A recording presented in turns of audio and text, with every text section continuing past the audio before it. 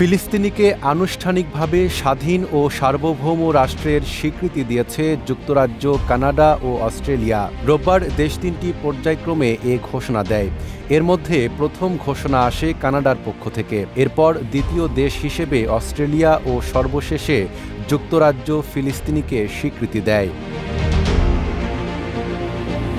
British প্রধানমন্ত্রী care Starmer আনুষ্ঠানিক ঘোষণায় বলেন, শান্তি ও দ্বিরাষ্ট্র সমাধান পুনরুজ্জীবিত করতে আমি আজ এ দেশের প্রধানমন্ত্রী হিসেবে ঘোষণা করছি, যুক্তরাজ্য আনুষ্ঠানিকভাবে ফিলিস্তিনিকে রাষ্ট্র হিসেবে স্বীকৃতি দিয়েছে।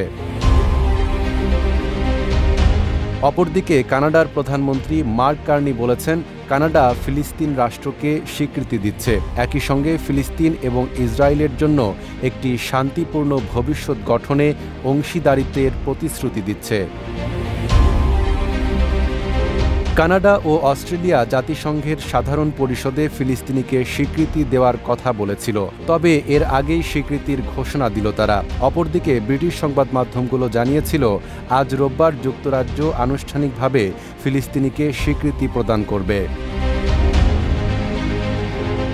এদিকে এই সিদ্ধান্তের তীব্র সমালোচনা করেছে ইসরায়েলি সরকার, বন্দীদের পরিবার এবং কিছু কনজারভেটিভ নেতা। ইসরায়েলি প্রধানমন্ত্রী বেঞ্জামিন নেতানিয়াহু বলেছেন, এমন পদক্ষেপ সন্ত্রাসবাদকে পুরস্কৃত করবে। তবে ব্রিটিশ মন্ত্রীরা বলছেন, দীর্ঘমেয়াদী শান্তি চুক্তির আশা বাঁচিয়ে রাখতে পদক্ষেপ নেওয়াটা নৈতিক দায়িত্ব।